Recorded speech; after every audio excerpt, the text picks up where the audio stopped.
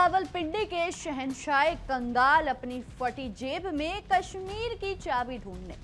खुद का मुल्क आईएमएफ की भीख और बैसाखियों पर आखिरी सांसें गिन रहा है। लेकिन जनरल आसिम मुनीर साहब के तेवर ऐसे हैं जैसे कल ही वॉशिंगटन पर पाकिस्तानी झंडा फहराने वाला है। नमस्कार, मेरा नाम नंदिनी सिंह है और आप देख रहे हैं किस्सा दुनिया का। आइए आज बात करते हैं दुनिया के उस इकलौते, अद्भुत और अद्वितीय अजूबे की जो खुद को अंतर्राष्ट्रीय कर्ज के गहरे दलदल में गले तक फंसा हुआ है, जिसकी सरकारी तिजोरी में फूटी कौड़ी नहीं बची, लेकिन ख्वाब हमेशा शहंशाहों वाले और तेवर किसी महाशक्ति जैसा रखता है। जी हाँ, हम बात कर रहे हैं हमारे परम प्रिय दिवालिया पड़ोसी देश पाकिस्तान की, जहां इन दिनों कंगाली, आंतरिक बगावत और चरम लाचारी का ऐसा त्रिवेणी संगम बना हुआ है जिसे देखकर पूरी दुनिया को तरस आ जाए। लेकिन मजाल है कि रावलपिंडी के वातानुकूलित कमरों में बैठे जनरलों की हेकड़ी, उनकी अकड़ और उनके झूठे गुरूर में जरा सी भी कमी आ जाए। नहीं भाई, बिल्कुल नहीं। इनकी नौटंकी का आलम यह है कि पूरा मुल्क आईएमएफ की बैसाखियों पर टिका है। आम आवाम एक बोरी आटे और 2 वक्त की सूखी रोटी के लिए ट्रकों के पीछे दौड़ रही है, लेकिन इनके सैन्य मुख्यालय में बैठकर जो स्क्रिप्ट लिखी जाती है वो किसी ऑस्कर विनिंग कॉमेडी फिल्म से भी ज्यादा मजेदार होती है। अब जरा इनका ताजा तरीन और सबसे हास्यास्पद ड्रामा देखिए। पाकिस्तान के सर्वोसर्रा, वहां की चुनी हुई कठपुतली हुकूमत के असली आका और खुद को मुल्क का विधाता समझने वाले army chief general Asim Munir साहब को अचानक फिर से पुराना क्रॉनिक दौरा पड़ा है। ये एक ऐसा मानसिक दौरा है जो पाकिस्तान के हर फौजी कमांडर को ठीक उसी वक्त पड़ता है जब देश के अंदरूनी हालात पूरी तरह बेकाबू हो जाते हैं। जब भी पाकिस्तान के अंदर जनता आटा, दाल, टमाटर, महंगी बिजली और अपने बुनियादी हकों के लिए सड़कों पर उतरकर फौज के खिलाफ नारेबाजी करती है और हाहाकार मचाती है, तो रावलपिंडी के जीएचक्यू के बंद कमरों से एक पुराना धूल खाया हुआ घिसा पिटा टेप रिकॉर्डर फुल वॉल्यूम में बजने लगता है। और वो टेप रिकॉर्डर है कश्मीर राग। जब अपनी भूखी जनता को रोटी देने की औकात और नियत ना बचे तो पड़ोसी के समृद्ध घर की तरफ उंगली उठा दो। यही पाकिस्तान आर्मी का पिछले 70 सालों का सबसे पुराना, घिसा हुआ और आजमाया हुआ फॉर्मूला है। जनरल आसिम मुनीर साहब ने रावलपिंडी के सैन्य मुख्यालय में अपनी 270वीं कोर कमांडर्स कॉन्फ्रेंस बुलाई। अब दुनिया का कोई भी आम और समझदार इंसान सोचेगा कि इस बेहद गंभीर और नाजुक दौर में भी बुलाई गई कॉन्फ्रेंस में इस बात का माथापच्ची होगा कि पाकिस्तान को पूरी तरह तबाह होने से कैसे बचाएं, चीन और सऊदी अरब के कर्ज का भारी भरकम ब्याज कैसे चुकाएं, या अपनी त्रस्त और खुदकुशी कर रही आवाम को 2 वक्त का भोजन कैसे कराएं। अरे नहीं भाई, आप भी कैसी बचकानी बातें करते हैं। पाकिस्तान आर्मी का इन छोटी मोटी, मामूली और इंसानी चीजों से क्या लेना देना। वो देश के नागरिकों की भलाई के लिए थोड़े ही फौज में भर्ती होते हैं। वो तो सिर्फ अपनी अरबों की कमर्शियल जमीनों, Papa Johns pizza outlets, golf course और डीएचए के आलिशान प्लॉट्स को संभालने के लिए वर्दी पहनते हैं। उन्होंने इस पूरी बैठक में घंटों बैठकर अपनी नाकामी को छुपाने के लिए एक बार फिर भारत के खिलाफ जमकर जहर उगला। मुनीर ने बड़े ही दार्शनिक और फिल्मी अंदाज में अपनी मूंछों पर ताव देते हुए कहा कि कश्मीर तो पाकिस्तान की जुगलर वेन है, यानी सबसे अहम नस।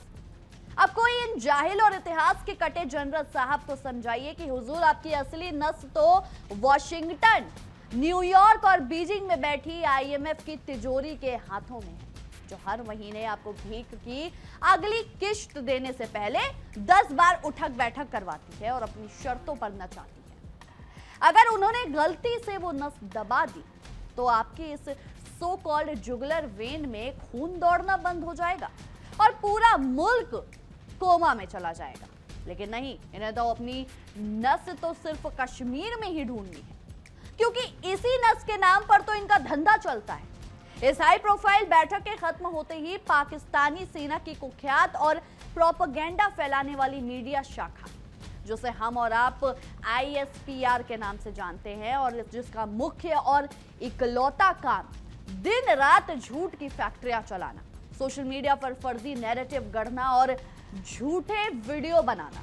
उनसे एक लंबा चौड़ा भारी भरकम उर्दू और अंग्रेजी के शब्दों से लैस आधिकारिक बयान जारी किया। उन्होंने पूरी बेशर्मी की हदें पार करते हुए भारत पर जम्मू कश्मीर में मानवाधिकारों यानी ह्यूमन राइट्स के हनन और डेमोग्राफिक बदलाव में बड़े बड़े मनगढ़ंत आरोप लगा दिए। अब जरा इस मजाक की गहराई और उसकी विडंबना को समझिए। जो देश खुद अपने बलूचिस्तान प्रांत में हजारों बेगुनाह बलूच नागरिकों, महिलाओं और छात्रों को जबरन गायब कर रहा है, जहां हर दिन मिसिंग पर्सन्स की लाशें मिलती हैं, जहां खैबर पख्तूनख्वा और सिंध में मानवाधिकारों का हर दिन सरेआम कत्लेआम होता है, जहां की क्रूर सेना अपने ही नागरिकों और पश्तूनों पर लड़ाकू विमानों और तोपों से बम बरसाती है, वो देश आज दुनिया के सबसे बड़े, सबसे जीवंत लोकतंत्र भारत को मानवाधिकार का ज्ञान दे रहा है। इसे कहते हैं 100 चूहे खाकर बिल्ली हज को चली, या यूं कह ले कि शूर्पणखा चली अप्सरा बनने और खुद को दुनिया की सबसे पवित्र आत्मा घोषित करने। अब जरा इस पूरे ड्रामे की टाइमिंग और क्रोनोलॉजी को समझिए कि मुनीर साहब को अचानक इस वक्त कश्मीर की नस क्यों याद आई और उनके पेट में मरोड़ उठने लगी। दरअसल ये बयान जो है वो ऐसे समय पर आया जब पाकिस्तान के अवैध कब्जे वाले कश्मीर यानी POK में वहां की स्थानीय आवाम ने पाकिस्तानी हुकूमत और वहां तैनात क्रूर फौजी अफसरों की नाक में दम कर रखा। वहां कंगाली, बेतहाशा महंगाई, आटे की किल्लत और लाचारी इस कदर बढ़ चुकी है कि POK के लोग अब चौराहे पर खड़े होकर पाकिस्तान का हरा झंडा जलाने और पाकिस्तानी जनरलों के पुतले फूंकने पर मजबूर हो गए। वहां की जॉइंट अवामी एक्शन कमेटी यानी JAAC ने पाकिस्तान की मुख्य हुकूमत और POK की कठपुतली सरकार को सीधे 8 जुलाई की आखिरी और सख्त डेडलाइन थमा दी है। इस अवामी कमेटी ने दो टूक और बेहद कड़े शब्दों में चेतावनी दी कि अगर उनकी जायज और बुनियादी मांगे जैसे मुफ्त या बेहद सस्ती बिजली हो, क्योंकि बिजली उन्हीं के पानी से बनती है, आटे पर भारी सब्सिडी और पाकिस्तानी फौज व ISI की अवैध गुंडागर्दी और चौकियों का हमेशा के लिए खात्मा 8 जुलाई तक पूरी नहीं की गई तो उसी दिन मुजफ्फराबाद के मुख्य धरना स्थल से पूरी पाकिस्तानी हुकूमत के खिलाफ आर पार की जंग और सविनय अवज्ञा आंदोलन का ऐलान कर दिया जाएगा। उन्होंने अपने लाखों समर्थकों से साफ कह दिया है कि इस बार सिर्फ नारे लगाने मत आना, बल्कि अपने घरों से बोरिया बिस्तर बांधकर राशन पानी लेकर पूरी तैयारी के साथ आओ, क्योंकि इस बार पाकिस्तानी हुकूमत के तख्त और रावलपिंडी के इन जनरलों के अहंकार को हमेशा हमेशा के लिए मिट्टी में मिला देना है। अब आप ही सोचिए, जब अपने ही घर के भीतर इतनी भयंकर बारूदी और हिंसक बगावत सुलग रही, जब POK के लोग सड़कों पर रैलियां निकाल कर कैमरे के सामने चिल्ला रहे हो कि हमें इस भूखे नंगे कर्जदार पाकिस्तान से हमेशा के लिए आजादी चाहिए और हमें हमारे असली और खुशहाल घर यानी भारत में वापस मिलना है, तो ऐसे में मुनीर साहब के पास अपनी बची खुची इज्जत और अपनी वर्दी की साख बचाने का सिर्फ एक ही पुराना रास्ता बचा है, भारत के खिलाफ एक नया प्रोपेगेंडा का गुब्बारा हवा में छोड़ो, कश्मीर का राग अलापो, टीवी चैनलों पर भारत विरोधी नैरेटिव चलाओ और अपनी जाहिल जनता को फिर से मजहब और नफरत के नाम पर बेवकूफ बनाओ। लेकिन ISPCR के इस नए झूठ के पुलिंदे में कॉमेडी, सस्पेंस और मति भ्रम का तड़का यहीं खत्म नहीं होता।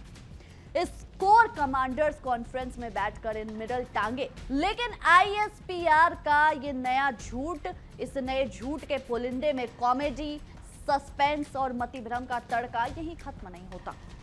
इस कोर कमांडर्स कॉन्फ्रेंस में बैठकर इन मेडल टांगे सजे धजे जनरलों ने देश की आंतरिक सुरक्षा स्थिति और अपनी सैन्य तैयारियों का बहुत ही बारीकी से जायजा लिया। जैसे ही इन्होंने देश का नक्शा देखा और जायजा लिया, इन्हें अचानक रातों रात दिव्य ज्ञान हुआ कि पाकिस्तान के भीतर जो हर दूसरे दिन पुलिस थानों, आईएसआई के दफ्तरों और फौजी चौकियों और टीटीपी और बलूच लिबरेशन आर्मी द्वारा बम धमाके हो रहे हैं, वो असल में पाकिस्तानियों की अपनी रणनीतिक नाकामी या गुड तालिबान बैड तालिबान की नीति का नतीजा नहीं है, बल्कि भैया ये सब तो भारत करवा रहा है। आईएसपीआर ने बकायदा प्रेस रिलीज में दावा ठोक दिया कि भारत समर्थित आतंकवादी गुट पड़ोसी देश अफगानिस्तान के तालिबान वाले इलाकों में सुरक्षित बैठकर पाकिस्तान के मासूम और भोले भाले फौजियों पर घात लगाकर हमले कर रहे हैं। वाह भाई वाह, क्या कमाल की स्क्रिप्ट लिखी है, तालियां बजाइए इनके लिए। जिस तालिबान को खुद पाकिस्तान ने दशकों तक रणनीतिक गहराई यानी स्ट्रेटेजिक डेप्थ के नाम पर पाल पोस कर बड़ा किया, जिसके लिए पूरी दुनिया और अमेरिका से दुश्मनी मोल ली, जिसके काबुल पर दोबारा कब्जा करते ही पाकिस्तान के पूर्व आईएसआई चीफ फैज हमीद वहां सेरेना होटल में चाय की चुस्कियां लेते हुए विदेशी पत्रकारों के कैमरे पर मुस्कुरा रहे थे और बड़े घमंड से कह रहे थे कि फिक्र मत करो, अब अफगानिस्तान और पाकिस्तान में सब ठीक हो जाएगा। आज वही तालिबान जब पाकिस्तान के डिक्टेटर फौज को दिन दहाड़े सीमा पार दौड़ा दौड़ा कर कूट रहा है, उनके बंकरों को उड़ा रहा है, तो उसका दोष भी घूम फिरकर भारत के सिर मढ़ दिया गया। इसे कहते हैं बोया पेड़ बबूल का तो आम कहां से हुए। लेकिन दिक्कत यह है कि पाकिस्तान की फौजी डिक्शनरी इतनी सीमित और कुंठित है कि वहां बबूल के पेड़ से भी भारत ही पैदा होता है। अपनी गलतियों को मानना, अपनी आत्मघाती नीतियों पर शर्मिंदा होना तो इनके डीएनए में है ही नहीं। खैर, अपनी इस ऐतिहासिक, शर्मनाक और रणनीतिक नाकामी को छुपाने के लिए सेना ने बड़े ही आक्रामक और फिल्मी अंदाज में ऐलान किया कि वो ऑपरेशन गजब हलक के तहत अपना आतंकवाद विरोधी अभियान पूरी ताकत से जारी रखे। अब इस ऑपरेशन का नाम सुनने में जितना भारी भरकम अरबी टल वाला जो लगता है ना, डरावना लगता है एकदम, इसकी जमीनी हकीकत उतनी ही खोखली और बेबुनियाद है। इतिहास गवाह है दोस्तों कि पाकिस्तान आर्मी के इन तमाम बड़े बड़े ऑपरेशनों के तहत असल आतंकवादी और उनके सरगना तो सेना के सेफ हाउसों में सुरक्षित बैठकर बिरयानी तोड़ते हैं और खैबर पख्तूनख्वा व बलूचिस्तान की जो बेकसूर स्थायी आम जनता है उनको उठाकर टॉर्चर सेलों में डाल दिया जाता है, उनके घर जला दिए जाते हैं। झूठ की इस पूरी महफिल में भारत पर एक और नया आरोप मढ़ा गया है कि भारत उनके खिलाफ हाइब्रिड वॉरफेयर चला रहा है और पूरी दुनिया भर में पाकिस्तान को लेकर झूठी जानकारी और नैरेटिव फैला रहा है। आईएसपीआर ने बाकायदा आंसू बहाते हुए अंतर्राष्ट्रीय समुदाय से कहा कि भैया भारत जो है वैश्विक मंचों पर पाकिस्तान की बची कुची छवि को पूरी तरह से माटियामेट करने पर तुला हुआ है। अरे मुनीर साहब, जरा शीशे के सामने खड़े होइए और खुद को पूछिए, आपकी छवि खराब करने के लिए भारत को 1% भी मेहनत या किसी हाइब्रिड वॉरफेयर की जरूरत है क्या? आपके देश के कार्टून जैसे अनपढ़ राजनेता, घुटनों पर आ चुकी और वेंटिलेटर पर चल रही आपकी इकोनॉमी, पूरी दुनिया में आतंकियों को पालने और उन्हें सरकारी पेंशन देने का आपका पुराना इतिहास, FATF की ये ग्रे लिस्ट में सालों तक रहने का आपका जो रिकॉर्ड और हर दूसरे अमीर देश के सामने झोला लेकर अल्लाह के नाम पर कुछ दे दो बाबा, हमारे पास परमाणु बम है कहने की जो आपकी राष्ट्रीय और आदत पुरानी बन चुकी है, वही आपकी छवि को दुनिया भर में कीचड़ में मिलाने के लिए काफी है। इसके लिए भारत को कोई साजिश रचने की जरूरत बिल्कुल नहीं। आप खुद ही अपने सबसे बड़े और प्रामाणिक दुश्मन हैं। इसके बाद इन थके हुए जनरलों ने सिंधु जल संधि यानी इंडस वाटर्स ट्रीटी को लेकर भी अपना वही पुराना रो उतरा और घिसा पिटा रुख दोहरा दिया कि भारत उनकी नदियों का पानी रोककर पाकिस्तान को प्यासा मारना चाहता है और वहां सूखा लाना चाहता है। पानी तो छोड़िए मुनीर साहब, आपके पास तो अपनी आवाम को साफ पीने का पानी देने की औकात नहीं है। आपकी नहरें सूख चुकी हैं क्योंकि आपके पास उन्हें साफ करने का बजट भी नहीं है और दोष आप भारत की नदियों और संधियों पर मर रहे हैं ताकि अपनी निकम्मी सरकार का बचाव कर सके। दुनिया भर के बड़े बड़े राजनीतिक विश्लेषक, नामी कूटनीतिज्ञ और अंतर्राष्ट्रीय मामलों के आलोचक रावलपिंडी के इस नए ड्रामे और जनरल आसिम मुनीर के चेहरे पर उड़ती हुई हवाइयां देखकर पेट पकड़ कर हंस रहे हैं। उनका साफ साफ और खुला कहना है कि पीओके में जो मुजफ्फराबाद समझौते को अक्षरश लागू करने की उग्र मांग उठी है, वहां जो टैक्स देने ने अवाम ने साफ मना कर दिया है, और वहां जो विद्रोह की लपटें बीजिंग के सीपीईसी कॉरिडोर और इस्लामाबाद के हुक्मरानों को डरा रही है, उससे अपनी सेना की चमड़ी बचाने, अपनी ऐतिहासिक नाकामी पर पर्दा डालने और दुनिया की नजरों में खुद को भारत का पीड़ित दिखाने के लिए ही आसिम मुनीर ने ये कश्मीर का राग जो है दोबारा अलापा है। लेकिन मुनीर साहब, अब जमाना बदल चुका है। यह 1990 का दूरदर्शन या वीसीआर का दौर नहीं,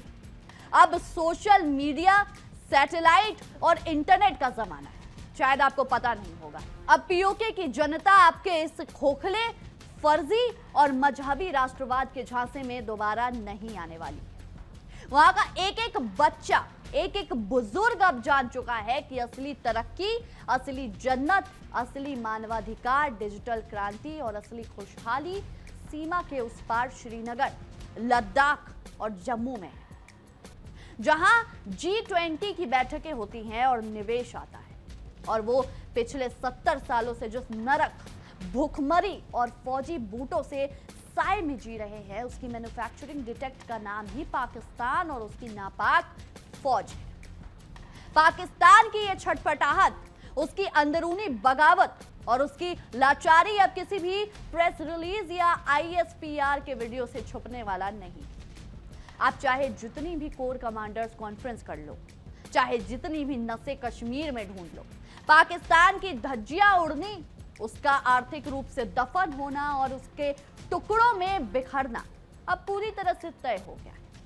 और इसे दुनिया की कोई भी ताकत रोक नहीं सकती,